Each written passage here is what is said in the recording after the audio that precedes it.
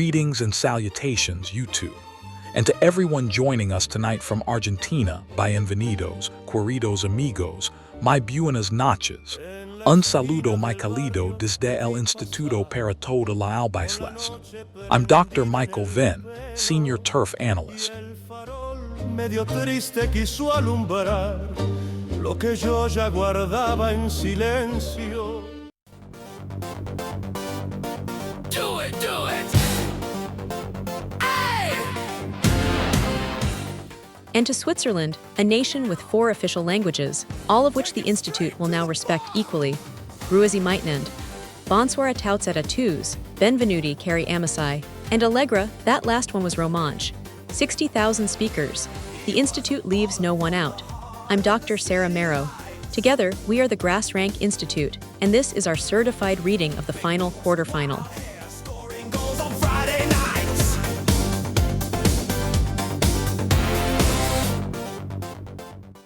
In the next few minutes, the team news, the facts from our host city in Kansas City, what the betting markets believe, and then the Institute's own scientifically certified score for Argentina against Switzerland, plus a chance to see if you're paying attention. One more thing. Tonight is the Institute's 100th certified reading. The Institute attaches no significance whatsoever to this number. Let's begin. Institute Report number 100. Quarterfinals, FIFA World Cup 2026. Cleared for public release. The Department of Applied Pitch Sciences has completed its analysis of Argentina versus Switzerland, the defending champions of the world, against a nation that has not seen a quarterfinal since 1954, in a stadium certified as the loudest on Earth. The findings follow. They are, as always, final. Argentina against Switzerland. The 11th of July at Arrowhead Stadium, Kansas City, Missouri. The Pampas meet the Alps in the city of fountains. Argentina arrive as champions of the world, carried by Lionel Messi's 6th World Cup and the comeback of this tournament. Switzerland arrive unhurried, unflustered, and unscored upon in knockout play 72 years after their last visit to this stage. One side writes headlines, the other files them. The team sheets. For Argentina, Nicolás González is an ankle doubt, Facundo Medina is managing what the staff are calling discomfort, and the big decision is up front. Lautaro Martinez was benched against Egypt, came on, and changed the entire game. Scaloni must now decide whether his best striker starts. Messi, at 39, is confirmed fit. The Institute did not ask twice. For Switzerland, Johan Manzenbei's knee has ended his tournament, a genuine loss. Ruben Vargas is short of full fitness, though he was fit enough, you will note, to convert the winning penalty in Vancouver. And Granit Xhaka, 33, captain metronome, is reportedly playing like a man 7 years younger. 2 bruised squads. One shared certainty: everyone who matters intends to play. Tonight's venue, Arrowhead Stadium, Kansas City, Missouri, filed for the tournament with typical imagination as Kansas City Stadium. Home most of the year to the Chiefs. 76,416 seats, natural grass, open Missouri sky, and 1 Guinness World Record. The loudest outdoor stadium ever measured. 142.2 decibels, set in 2014. For scale, that is a jet at takeoff with barbecue. And Kansas City is barbecue. Burnt ends, over 200 fountains, more than any city on earth except Rome, and a deep, practiced relationship with noise. Argentina has played this building once already this tournament, 3-0 against Algeria. The building will remember them. Most of it will be dressed in sky blue. The wider picture. Argentina are the defending champions, chasing the first back-to-back World Cup since Brazil in 1962, and they arrive off the comeback of the tournament. 2-0 down to Egypt with 11 minutes to play, 3-2 at the whistle, Enzo Fernandez's header deep in stoppage time. It is Messi's 6th World Cup, and roughly half the planet is treating every remaining match as a farewell ceremony. Switzerland are the other kind of story. No noise, no ceremony. A first quarterfinal in 72 years, assembled from order, patience, and a goalkeeper, Gregor Kobel, who has not conceded a knockout goal at all. One side generates drama, the other files it away. The narrative edge belongs to Argentina. The Swiss, characteristically, decline to comment. Now the history. Argentina and Switzerland have met 7 times since 1966, and the ledger reads, Argentina 5 draws 2 Switzerland. Nil, never, not at a World Cup, not in a friendly, not once. The greatest hits, 1966 World Cup group stage 2-0 Argentina. 1980, a so-called friendly 5-0, which is a strong use of the word.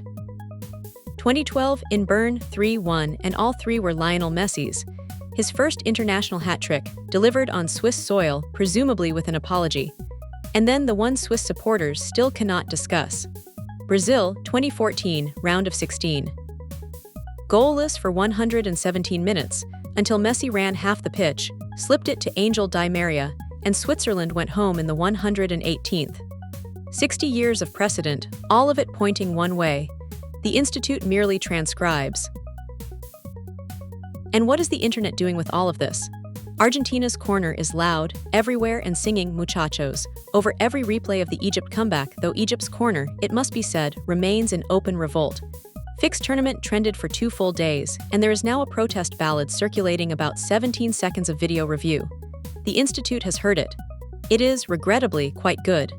Swiss fans are quieter and considerably drier.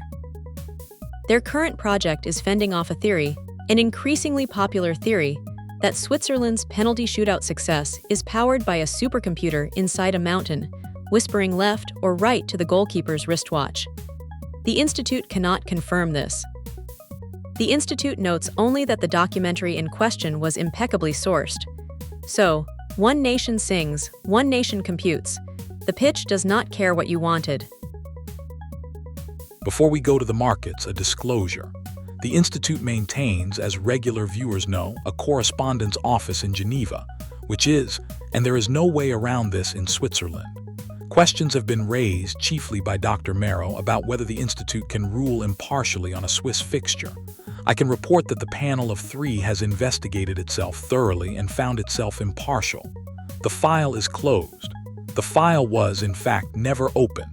That is how clean it was. It investigated itself and found nothing, Michael. Which is exactly what an impartial panel would find.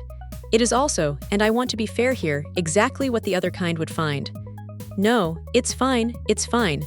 The markets, then, let's go and see what the money believes before Geneva files anything else. The prediction markets. On the 90-minute line, Argentina are favorites at -145, an implied 59%. The draw sits at +260. Switzerland are out at +425. On advancement, the number that actually matters in a knockout, Argentina are -275, roughly a 73% probability, with Switzerland at +215. And to lift the trophy outright, Argentina remain among the very shortest prices in the tournament, just behind France. In short, the market has priced the champions as champions and priced Switzerland as an inconvenience. The market, of course, prices only what it can see. It has not seen our instruments. The secondary lines agree quietly. The total is set at 2.5 goals, and the money leans under at -150, partly because it is a quarterfinal, and mostly because Switzerland have not conceded a single goal in knockout play. On correct score, the books quote 2-0 Argentina shortest, then 2-1, then 1-0, and there is a conspicuous pile of money on 0-0, which is less a prediction than a compliment to the Swiss defense. So the market expects a low, controlled Argentine evening with a small hedge on penalties. The Institute agrees on controlled. On the rest, we have run our own numbers. Dr. Venn. Now the science. 7 coefficients in order. Turf Composition Index. Arrowhead's natural grass, July hardened and professionally watered, returns a moisture retention coefficient of 0.96, above the 0.95 threshold. A true, honest surface. No directional finding. The grass is impartial, even if the crowd will not be. Kit chromatography profile. Argentina in sky blue and white stripes. Switzerland in red, a shirt that is, chromatically speaking, indistinguishable from their own flag. The Institute respects the efficiency. Neither kit is yellow, so the 1.40 visibility bonus goes unclaimed, but a solid red field registers a chromatic aggression of 1.11. The section's lone finding, and it is Switzerland's. Stadium conditions matrix, elevation 266 meters, no adaptive physiology weighting, no roof, no total goal dampener. What the matrix does record is acoustic loading. This is the loudest outdoor stadium ever certified, and on Saturday, the majority of that certified noise will be Argentine. The reading is marginal. It is not Swiss. Historical precedent layer, 7 meetings.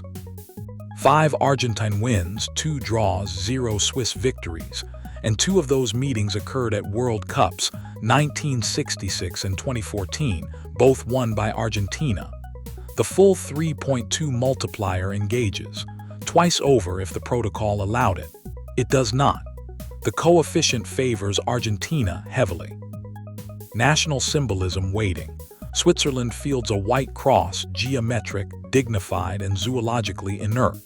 Argentina fields no predator either, but its flag carries the sun of May, and the Institute is compelled to note the following. Grass is made of sunlight. Photosynthesis is not a metaphor. It is the single process this institute exists to honor. The section returns a photosynthetic weighting of 1.12, Argentina. Group stage momentum. Argentina took 9 points from 9, 8 goals to 1, and have won every match since. Switzerland opened their tournament by drawing with Qatar. The institute has elected not to elaborate and have been recovering ever since. The differential reads plus 1.55 Argentina. And finally, elimination readiness. The defending world champions, with a goalkeeper who treats penalty shootouts as light administration, against a nation contesting its first quarterfinal in 72 years. Squad fitness, cleared with filed caveats on both sides. The coefficient reads 0.87 Argentina. The counterweight is Swiss, and it is orderly. It is also outnumbered. Termination. Switzerland hold 1 finding, a kit of certified chromatic aggression worth exactly 1.11, and under the consolation goal allowance exactly 1 goal. Argentina hold everything else. 60 years of precedent at full weighting, the sun that grows the grass, the momentum of champions, and the readiness of a side that has forgotten how to be eliminated. No dampener engages. The goals are not capped.